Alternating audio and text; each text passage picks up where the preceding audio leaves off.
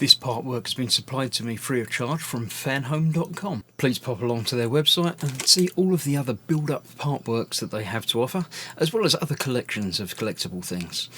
I would like to thank Fanhome for providing me with the artwork so I can produce these videos for your enjoyment and educational needs.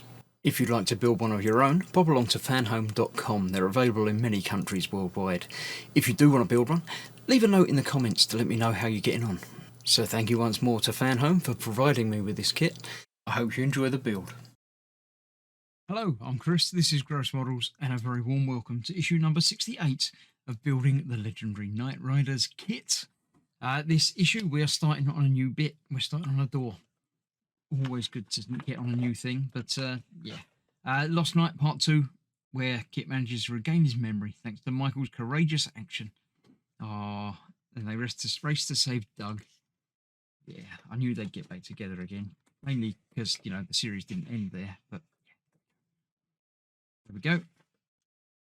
All about how that happens and everything. I may be so old. What on earth were you doing down there? Some sort of explosives, maybe? I don't know.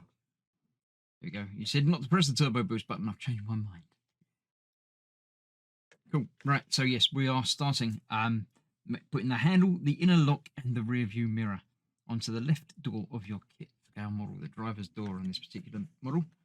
Yeah, it's a nice piece. We'll have a look at it in a moment.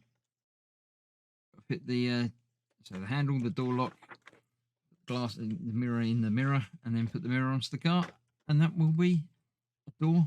Not complete. No, we've got a lot more to do on the inside of the door. The next couple of issues are going to be based around this door. So, yeah, get used to it because you're going to be seeing quite a lot of it. Evasion. Several settings for very specific maneuvers. The evade button. Turns the car in circles at full speed. I don't know why you could do that on your own rather than get Kitt to do it. I'm not entirely certain. Right, let's get this out of the way and let's have a look at the door. And here it is, a door.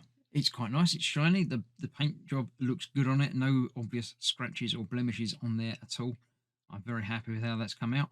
I'm not wearing gloves while I'm doing this. I will give it a polish over before I put it away at the end of the 3 episodes that I will be working on it until the next delivery comes in. First of all, we're going to be using an AP screw, of which there are only 2, so I'm guessing this is the only one of these that we'll be using today. Here we go. And that is going to be holding the door handle in place. So the handle has got a screw hole, obviously, and a pin.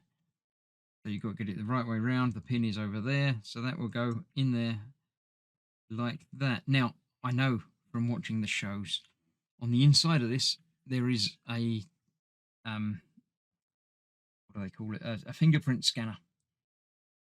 I don't know why Kitt needs a fingerprint scanner because he can always tell when Michael's there anyway, but doesn't let in people that he doesn't want to let in. There we go. One door handle fitted. Cool. On the inside of the door, we're going to be fitting the door latch, which we are using a QM screw for. We've got here, again, only 2 in the packet, so this is the only one we're going to be using this time around. The letters obviously don't mean anything. The M bit means metal and plastic because that's what it's going into. But they don't mean anything apart from that. The Q is just the next letter along that they've got. So this only has 1 screw hole in it. And it's going, obviously, over here. Lastly, to give us something to latch onto. Screw is going through the plastic into the metal, if I can get it in there. Lined up properly, and then I can hold it while I'm doing it. There we go. So that is that, the inner door lock. So that is actually probably slightly sprung. That's why that end can move.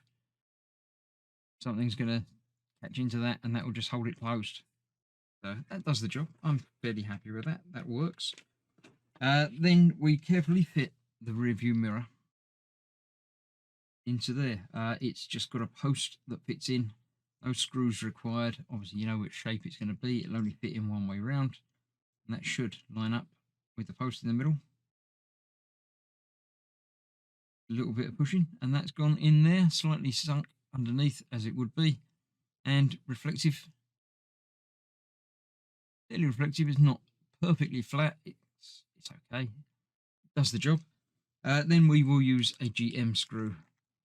Again, 2 in the packet, 1 to use, 1 not to use later. That, and the GM screw, I'll hold this in place on there. It just slips down in there, and the screw goes through the plastic and into the metal of the door.